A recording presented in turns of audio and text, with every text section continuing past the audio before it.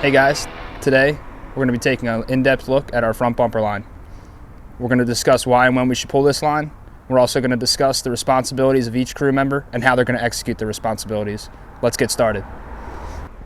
First, we're going to discuss how we have the tray set up and what our methodology is for it. So when you come over here, you see we have our latches here. This kind of just secures the hose. We're going to pop these right off and get those out of the way. First thing you're going to see is we have our loops that fold over. And this is going to allow access to our couplings, which we have every 50 feet. Our nozzleman section here, the donut roll, that sits right in here. The reason we have these couplings accessible, if you want to shorten this hose line down, all you have to do is come right here, unhook this, and your coupling's accessible to come right to this other discharge if you want to take it from 150 feet down to 100 feet. Nozzleman section, backup man section for short, and now we're going to show you guys how it's going to flake out. All right guys, let's quickly touch on why and when we're going to be pulling this. So in our district, we have a lot of houses that sit right on top of the street. These are typically row homes, but it can even be ranchers or even twins like we see on Glenside Avenue.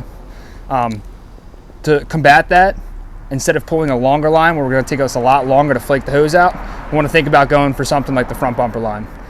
Shorter line, easier to flake out, able to get in service a lot faster. So here we have simulated row home, cars on one side, front doors right on top of the street. Scott's going to be our nozzleman. He's going to come over and pull the front load, which is the donut roll. That's going to be the nozzleman section. So he's going to take that out. He's going to walk right over to the door.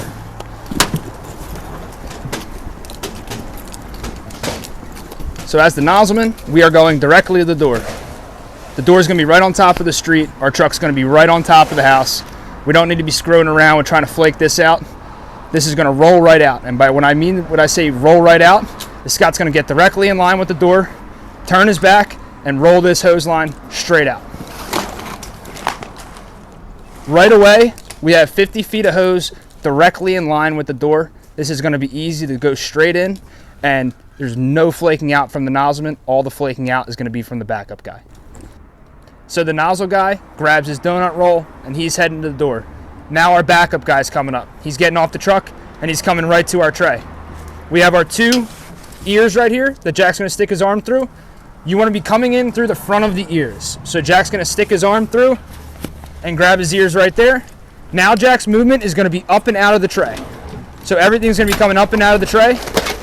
Now, as you can see here on the bottom, this is the first loop that Jack had closest to the truck. He's going to release his hand on that one. Now Jack's going to take the rest of this hose and run it past the door here. And once he gets to about right here, he's going to yank this hose just like that to get it away from the truck. Then he's going to finish by throwing the hose behind him, trying to keep all the couplings as in line with the door as possible. So in today's world of minimum staffing, we know that ideally we want two guys pulling this, but we have this set up so one guy can pull it.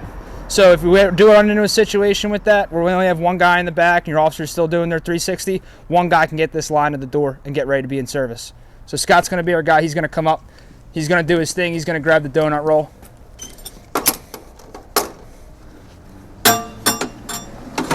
He's going to secure the donut roll under his arm, flip himself around, and go in from the front like we talked about for the loops. He's now going to pull it right out of the tray, on up and out. He's going to flake the line. Notice Scott's doing the first job before he does the second job. So now after the line's flaked out, he's going to get to the door, roll on out, and he's ready to call for water. Now that we showed you guys what each position should be doing, we're now going to give you a glimpse of what it should look like in full speed.